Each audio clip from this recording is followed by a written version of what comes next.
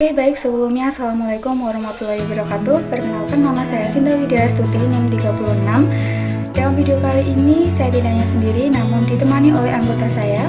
Perkenalkan, saya Alvira Octaviana, NIM 04. Saya Naila Alfirahmah, NIM 27. Nama saya Riza Avelina, NIM 28. Saya Dimas Ridani Arif, NIM 12. Saya Sasta Fathurain, NIM 33. Oke, dalam video kali ini kami akan mempresentasikan hasil diskusi kami mengenai menganalisis permasalahan guru.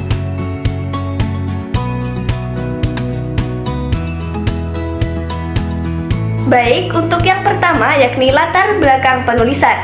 Pendidikan adalah sektor penting dalam pembangunan bangsa yang berperan membentuk karakter, keterampilan, dan pengetahuan generasi penerus. Namun, di Indonesia, sektor ini menghadapi tantangan yang mempengaruhi kualitas dan pemerataan pendidikan. Salah satunya adalah masalah kualitas dan kesejahteraan guru.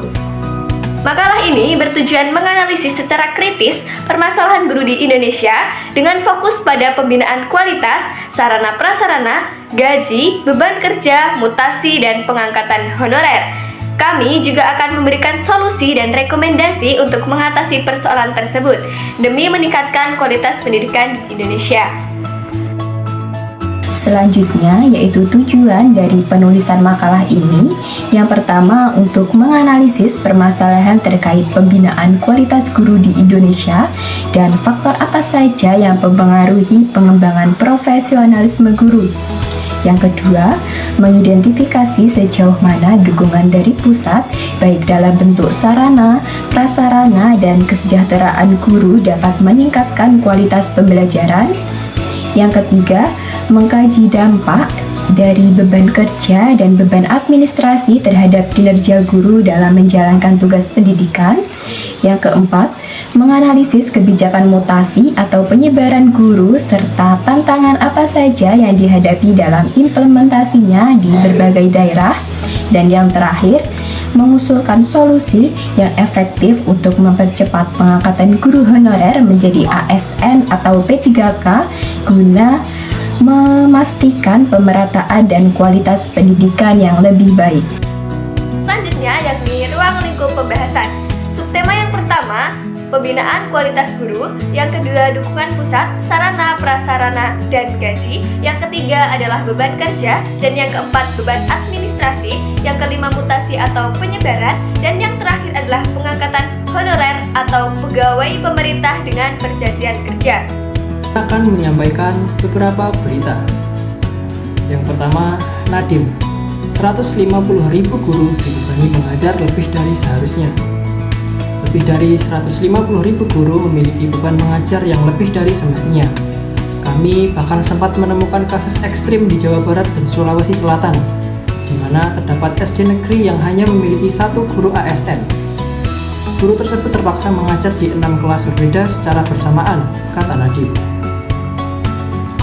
Berita kemudian, mutasi kepala sekolah berprestasi. Penyegaran atau ketidakadilan. MAGI Jatim menyoroti transparansi kebijakan. Miris, dunia pendidikan Jawa Timur kembali menyoroti mutasi kepala sekolah tanpa ada alasan yang tidak masuk akal dan tidak ada transparan. Saat ini dialami kepada sekolah SMAN 10 Surabaya, baru menjabat 1 tahun dari 10 bulan sudah mengalami mutasi kembali oleh Dinas Pendidikan Jawa Timur. Kemudian, beban administrasi guru bakal dikurangi 2025 mendatang. Sebagai upaya untuk meringankan beban administrasi, Kementerian Pendidikan dan Kebudayaan berencana untuk menyederhanakan proses administrasi agar para guru dapat lebih fokus pada proses pembelajaran dan peningkatan kualitas pendidikan. Kemudian, tingkatkan mutu kualitas guru dan disiplin pegawai. Gugus 4 Nasol sedang sari gelar workshop pembinaan pegawai. Edward Kusnupara saat diwawancarai awak media menuturkan bahwa kegiatan ini bertujuan untuk meningkatkan kompetensi para guru yang ada di Gugus 4 Kecamatan Cikoneng, yaitu guru yang berada di wilayah Desa Nasol dan Desa Sidangsari. Kemudian resmi, gaji guru naik pada 2025. Pemerintah mengumumkan kenaikan gaji guru mulai tahun 2025. Skema kenaikan gaji ini mencakup kenaikan gaji guru ASN dan non-ASN dengan fokus pada kesetaraan tunjangan dan peningkatan kesejahteraan secara menyeluruh. Kemudian, tenaga honorer dan kabar baik langsung diangkat PNS dan P3K. Pemerintah melalui Kementerian PANRB menyiapkan informasi lebih banyak pada tahun 2024 dengan rencana membuka lebih dari 1 juta formasi ASN.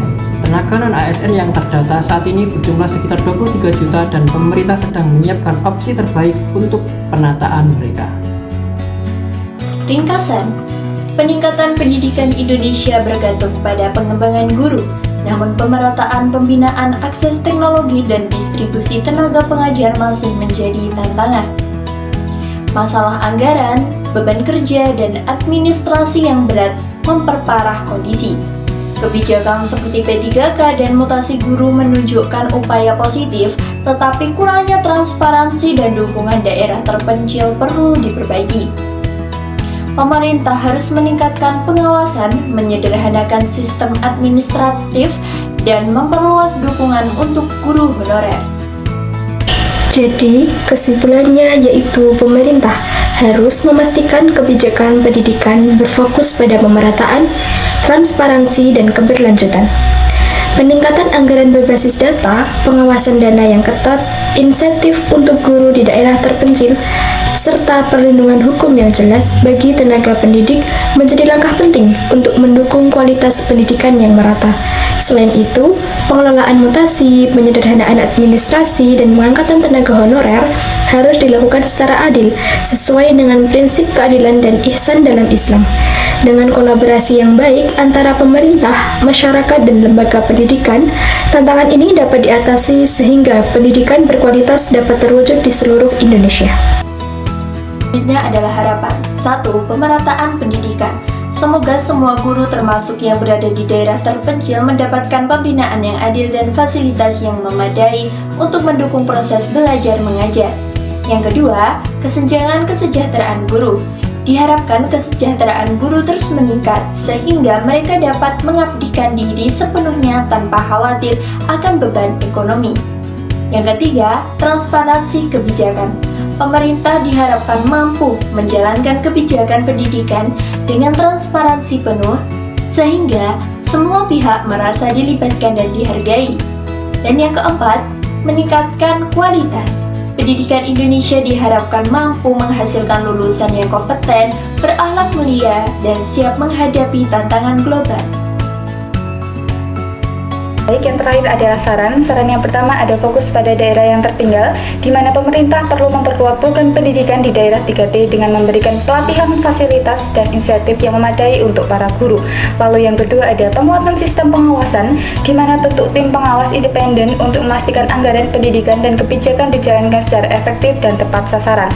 Lalu yang ketiga ada digitalisasi dan infrastruktur, di mana akses teknologi pendidikan seperti platform Merdeka Mengajar atau PMM harus didukung dengan infrastruktur yang memadai, termasuk jaringan internet di daerah yang terpencil. Lalu yang keempat ada penguatan kompetensi guru, di mana pemerintah perlu terus mengadakan pelatihan berbasis kompetensi untuk meningkatkan kualitas guru agar mereka lebih siap menghadapi perkembangan pendidikan di era modern ini. Lalu yang kelima ada perlindungan hukum guru. Regulasi yang jelas untuk melindungi guru dari kriminalisasi perlu diterapkan sehingga mereka merasa aman dalam menjalankan tugas mereka. Lalu yang terakhir ada keseimbangan beban guru, di mana penyederhanaan beban administrasi harus segera diwujudkan sehingga guru memiliki lebih banyak waktu untuk fokus pada pengajaran dan pembinaan siswa.